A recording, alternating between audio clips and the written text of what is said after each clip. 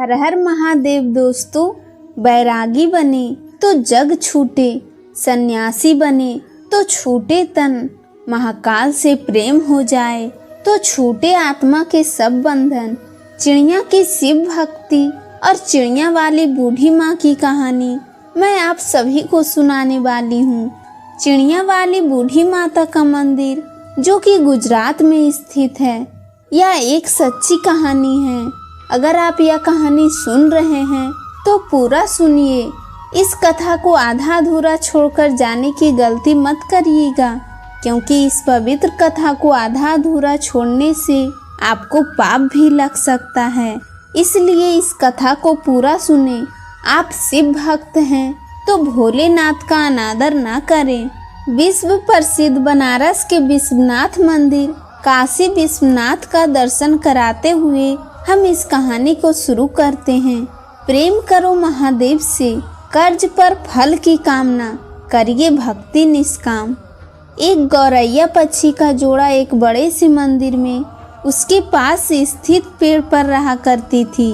और उस शिव मंदिर में जबकि पूजा पाठ सुबह शाम जब भी आरती होती, तब वो दोनों पक्षी, वो दोनों चिड़िया उस मंदिर में आते और भगवान शिव का आराधना करने लगती और घंटों घंटों बैठे महादेव की भक्ति में लीन रहते।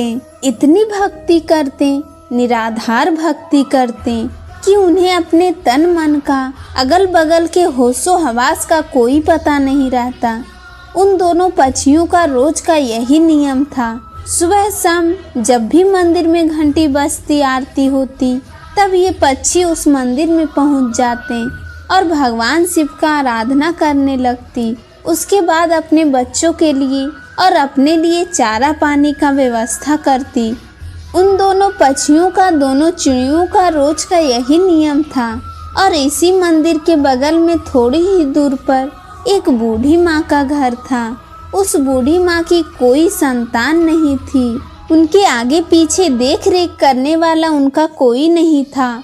वह अकेले अपना जीवन व्यतीत कर रही थी। और उस बूढ़ी माँ को पक्षियों के प्रति बड़ा लगाव था और चिड़ियों को, पक्षियों को बहुत प्रेम किया करती थी। उनके लिए रोज नित्य प्रति अपने घर की छत पर पानी, दाने, ये सब चीजें डाला करती थी। उस बूढ़ी माँ का यही काम रोज का था। और वे दोनों चिड़िया उस बूढ़ी माँ के छत पर आते और आसानी से दाना चुगते, खाते पीते और उसमें से कुछ अपने बच्चों के लिए भी अपने साथ ले जाते। इसी तरह उनका जीवन व्यतीत हो रहा था। उस बूढ़ी माँ के कारण उन चिड़ियों का पेट भर रहा था और साथ ही वह आराम से निश्चित भगवान शिव का आराधना कर पा रही थी। अब इसी तरह दिन गुजर रहे थे। एक दिन की बात है, वो बूढ़ी माँ बीमार हो जाती है। वो अपने बिस्तर पर पड़ जाती है। उनका बहू बेटा तो कोई था नहीं कि उनका उपचार करता, उन्हें दवाई बगैर लाता। अब बूढ़ी माँ बिना दवा के इसी तरह बिना सेवा के बिस्तर पर पड़ी रहती। अब वो अपने छत पर दाना पानी नहीं डाल पा रही थी। अब जब वह गौरैया पक्षी उस बूढ़ी माँ के छत पर दाना चुगने के लिए आते तो वहाँ दाना पानी नहीं देखते हैं, तो सोचते हैं कि बूढ़ी माँ कहाँ चली गई, दाना पानी क्यों नहीं डाल रही है। इसी तरह 2 दिन बीतते हैं, 3 दिन बीतते हैं। धीरे धीरे वो बूढ़ी माँ कमजोर होने लगती है। बिना दवाई दर्पण के एक दिन उनकी मौत हो जाती है। अब जब वो पक्षी देखते हैं कि बूढ़ी माँ का कोई पता नहीं चल रहा है और छत पर दाना भी नहीं डाला जा रहा है, तो वो घबरा जाते हैं और बहुत ही परेशान होते हैं और उस बूढ़ी माँ को पूरे गांव में आसपास ढूंढने लगते हैं, खोजने लगते हैं। खोजते खोजते दोनों थक जाते हैं। तो उसमें से जो मादा गौरैया थी, वो अपने पति से कहती है कि स्वामी, बूढ़ी माँ का कोई पता नहीं चल रहा है। बूढ़ी माँ कहाँ चली गई? वो हमें दाना पानी दिया करती थी और अन्य पक्षियों का देख रेख किया करती थी। वो कहाँ गई? हमने कितना उन्हें ढूंढा लेकिन वो मिली ही नहीं। अब हम क्या करें? उस गौरैया का पति कहता है कि प्रिय, हमने हर जगह बूढ़ी माँ का तलाश कर लिया, बूढ़ी माँ कहीं नहीं मिली। एक जगह हमने उन्हें नहीं देखा, उन्हें खुद के घर में। हमें उनके खुद के घर में जाकर देखना चाहिए, शायद वो बीमार तो नहीं। अब यह कहने के बाद वह गौरैया पक्षी बूढ़ी माँ के घर चले जाते हैं और जब अंदर जाकर देखते हैं तो बूढ़ी माँ अपने बिस्तर पर लेटी है। उनके शरीर में कोई हलचल नहीं। उनके चेहरे पर, उनके बदन पर मक्खियाँ भिनभिना रही थी। वो पक्षी अपने पंखों की खड़खड़ाहट से उन मक्खियों को हटाते हैं, बूढ़ी माँ को जगाने की कोशिश करते हैं, लेकिन उनके शरीर में कोई हलचल नहीं। अब गौरैया का पति कहता है कि प्रिय, बूढ़ी माँ अब इस दुनिया में नहीं रही, उनकी मृत्यु हो चुकी है। ये देखने के बाद दोनों पक्षी बहुत ही निराश, बहुत ही उदास होते हैं। उन्हें बड़ा ही दुख होता है। अब उन्हें दाना चुगने के लिए दूर दूर जाना पड़ता है। अब इसी तरह शाम हो जाती है। शाम को जब मंदिर का घंटा बजता है, भगवान शिव की आरती होने लगती है, तब वो दोनों पक्षी उस मंदिर में पहुंचते हैं और एक पैर पर खड़े होकर भगवान शिव का निराधार भक्ति करने लगते हैं, उनका जप करने लगते हैं। 1 घंटा बीतता है, 2 घंटा बीतता है, इसी तरह बहुत लंबा समय बीत जाता है। इसी तरह बिना खाए पिए लगातार महादेव का भक्ति करते रहते हैं। ऐसा करते करते 1 महीने बीत जाते हैं। उन पक्षियों ने महादेव का भक्ति करना छोड़ा नहीं, महादेव का भक्ति करते रहें। ये चीज़ देख के महादेव भोलेनाथ बड़े ही प्रसन्न होते हैं और उन पक्षियों को दर्शन देते हैं और कहते हैं, हे गौरैया, तुम्हें क्या चाहिए? तुम जो मांगोगी मैं वो दूंगा। मैं तुम्हारी इस अखंड भक्ति से बड़ा ही प्रसन्न हूँ। छोटी सी जान होते हुए तुमने अपनी क्षमता से बाहर भक्ति किया है, इसलिए मैं बहुत ज़्यादा प्रसन्न हूँ। तुम जो मांगो मैं तुम्हें वो दूंगा। तब गौरैया ने कहा, हे प्रभु, हमें कुछ नहीं चाहिए, हमें बस एक चीज़ चाहिए।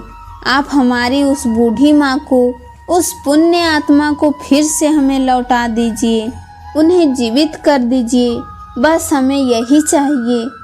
भोलेनाथ ने कहा, हे पक्षियों, यह सृष्टि का नियम है।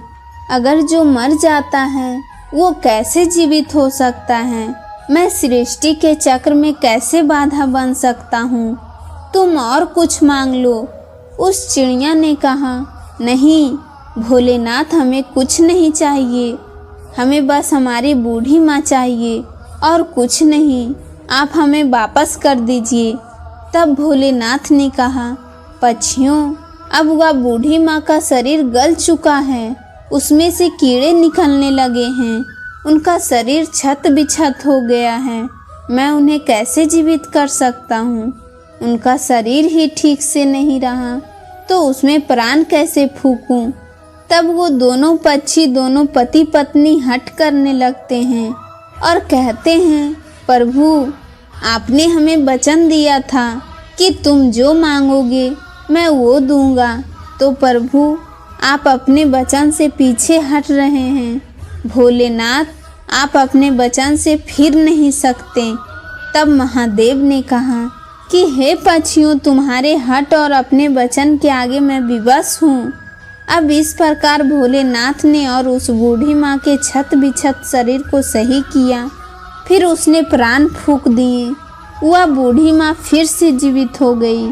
अब अपने सामने भगवान भोलेनाथ को देखकर वह बूढ़ी माँ भाव विभोर हो जाती है, बड़ा ही प्रसन्न होती है। कहती है, हे प्रभु, मेरे जन्मों जन्मों के दुख, जन्मों जन्मों के पाप आपके दर्शन मात्र से कट गए। आपने मुझे दर्शन दिया। हे प्रभु, मैंने ऐसा क्या पुण्य किया था कि आपने मुझे जीवित कर दिया?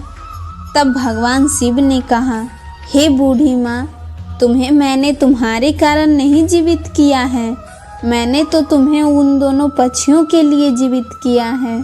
उन दोनों पक्षियों ने मेरा निराधार भक्ति किया, दिन रात बिना अन्न पानी ग्रहण किए मेरी पूजा की, एक पैर पर खड़ा होकर मेरा आराधना किया।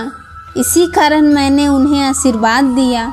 उन्हीं की वजह से तुम आज जीवित हो, इस धरती पर हो। वो पंछी कोई और नहीं, जो तुम्हारे छत पर जो गौरैया पक्षी का जोड़ा रोज दाने चुगने आता है, उसी ने ये भक्ति की है। उसी के कारण तुम आज जीवित हो।